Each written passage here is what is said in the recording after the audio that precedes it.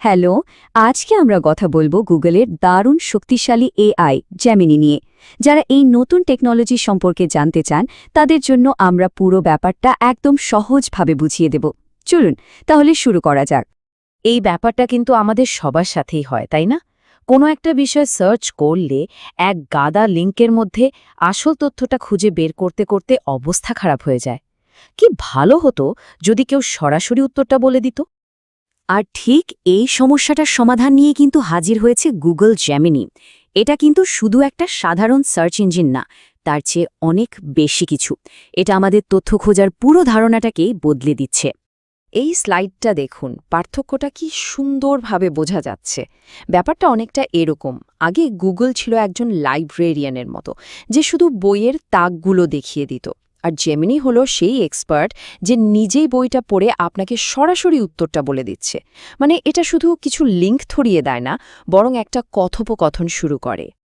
তো প্রশ্ন হলো, জেমিনি ঠিক কিভাবে এতটা স্মার্ট হলো? এটা তো সাধারণ সার্চ বারের মতো কাজ করে না। আসলে এর পেছনে টেকনোলজিটাই আসল কারণ, যেটা একে এতটা পাওয়ারফুল বানিয়েছে। জেমিনির আসল সুপার পাওয়ার হলো এটা একটা মাল্টি মডেল এআই। এখন ভাবছেন এটার মানে কি? এর মানে হলো এটা শুধু লেখা পড়তে পারে তাই না, বরং ছবি দেখতে পারে, এমনকি অডিও শুনেও তথ্য বুঝতে পারে। মানে প্রায় আমাদের মতোই চারপাশের দুনিয়াটাকে অনুভব করতে পারে। এই উদাহরণটা দেখুন, কি দারুণ ব্যাপার। ধরুন ফ্রিজে কি কি সবজি আছে সেটার একটা ছবি তুলে জেমিনিকে দেখানো হলো।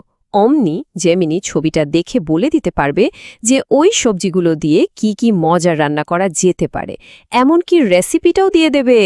এটাই হচ্ছে মাল্টিমোডাল এআই এর আসল ম্যাজিক। তো এবার আসা যাক সবচেয়ে মজার পার্টটাতে। চলুন দেখি কিভাবে খুব সহজে জেমিনি ব্যবহার করা শুরু করতে পারেন। দেখুন প্রসেসটা কতটা সহজ। কোনো রকম টেকনিক্যাল জ্ঞানের দরকারই নেই। শুধু ওয়েবসাইটে গিয়ে নিজের গুগল অ্যাকাউন্ট দিয়ে লগইন করে প্রশ্ন করা শুরু করলেই হলো। একদম সোজা। এখানে একটা জরুরি বিষয় মনে রাখতে হবে। জেমিনি থেকে কেমন উত্তর আসবে তা কিন্তু নির্ভর করে প্রশ্নের ওপর। প্রশ্ন যত পরিষ্কার আর নির্দিষ্ট হবে, উত্তরও তত ভালো হবে। যেমন ধরুন, শুধু ব্যবসা নিয়ে কিছু বলুন না বলে যদি জিজ্ঞেস করা হয় ঢাকার মধ্যে একটা ছোট কাপড়ের দোকান খুলতে গেলে রিয়েলিস্টিক্যালি কেমন বাজেট লাগতে পারে, তাহলে উত্তরটা অনেক কাজের হবে। শুধু থিওরি তো অনেক হলো, চলুন এবার দেখি বাস্তবে এটা কিভাবে মানুষের কাজে আসছে। ছাত্রছাত্রী থেকে শুরু করে ছোট ব্যবসায়ী সবাই এটা ব্যবহার করে কিভাবে লাভবান হচ্ছেন। বিশ্ববিদ্যালয়ের ছাত্র নাফিসের কথাই ভাবুন।